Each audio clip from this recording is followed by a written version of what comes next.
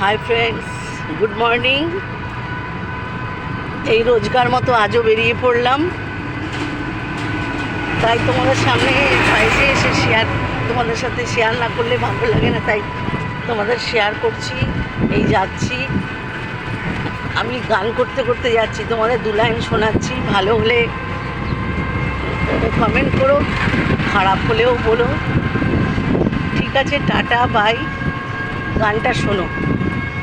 সেদিন দুজনে দুলেছি বনে, ফুলো ডোরে বাঁধা ঝুলো না। সেদিন দুজনে দুলেছি বনে, ফুলো ডোরে বাঁধা ঝুলো না। বন্ধুরা, গাইলাম, আর সামনে মন্দির, তাই একটু নমস্কার করছি।